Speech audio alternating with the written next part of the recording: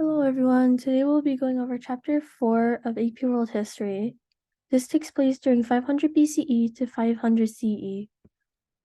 Some contents we'll be going over are the empires and civilizations in collision, the Persians and the Greeks, comparing empires, Roman and Chinese, and intermittent empire, the case of India.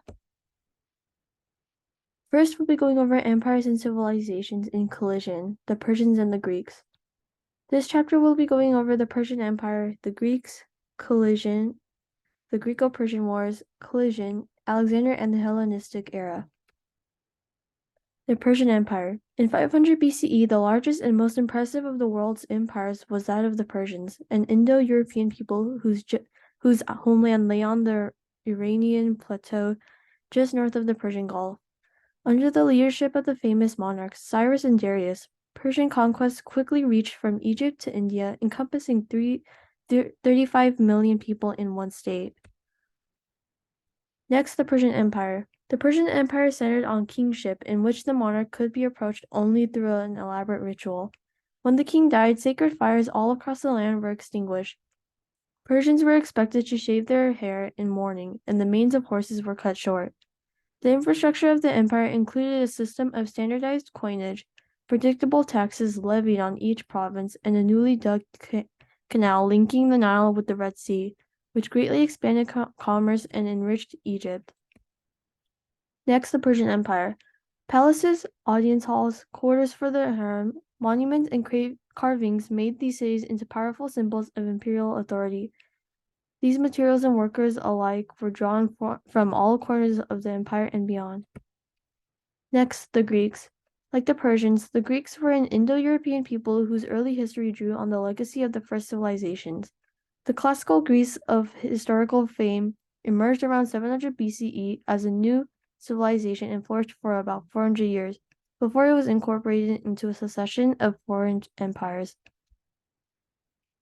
During that relatively short period, the civilization of Athens and Sparta, of Plato and Aristotle, of Zeus and Apollo, took shape and collided with its giant neighbor to the east. Calling themselves Hellenists, the Greeks created a civilization that was distinctive in many ways, particularly in comparison with the Persians. The most distinctive feature of Greek civilization and the greatest contrast with Persia lay in the extent of popular participation in political life that occurred within at least some of the city-states. Athenian democracy was a system of government where all male citizens could attend and participate in the assembly which governed the city-state. Next, the collision between the Greco-Persian Wars. Confrontation between the small and divided Greek cities and Persia, the world's largest empire, grew out of their respective patterns of expansion.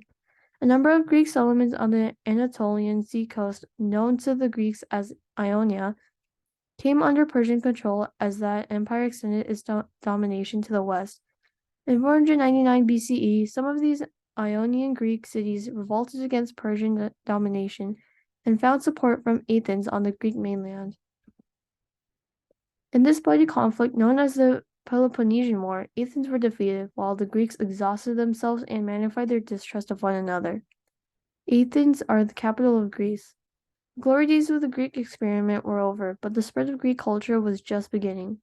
The Greek experiment was that Greece had to slash wages and pensions, prune the public sector, and raise taxes. Next, the collision between Alexander and the Hellenistic era.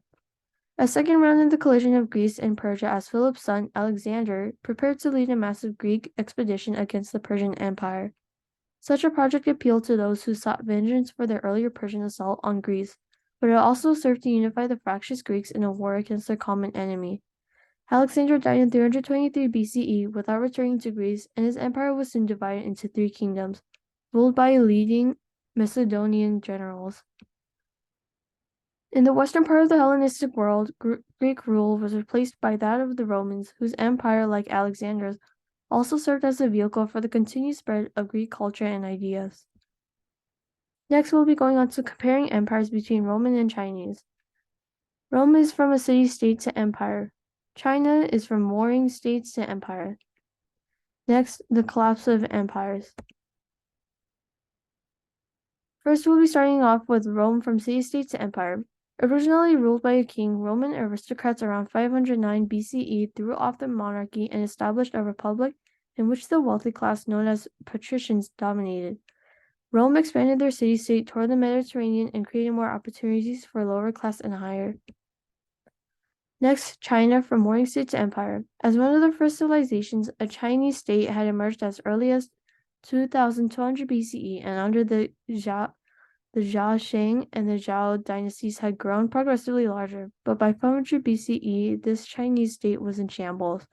Subsequent conquests extended China's boundaries far to the south into the northern part of Vietnam, to the northeast into Korea, and to the northwest, where the Chinese pushed back the nomadic pastoral people of the steppes. As in Rome, the creation of the Chinese Empire had domestic repercussions, but they were brief and superficial compared to Rome's transition from republic to empire. Next, the collapse of empires. Despite this difference, a number of common factors have been associated with the end of these imperial states. Rivalry among elite factions created instability in both empires and eroded the imperial authority. Next, the intermittent empire, the case of India. Among the classical civilizations of Eurasia, empire loomed large in Persian, Mediterranean, and Chinese history, but it played a rather less prominent role in India. The demise of this early civilization by 1500 BCE was followed over the next 1,000 years by the creation of a new civilization based farther east, along the Ganges River on India's northern plain. However, it occurred by 600 BCE, what would become the classical civilization of South Asia had begun to take shape across northern India. Great creativity in religious matters generated Hindu and Buddhist traditions that later penetrated much of Asia. Indian mathematics and science, especially astronomy, also were impressive.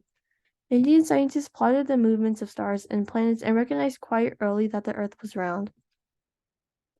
And that's it for today, and thank you for listening.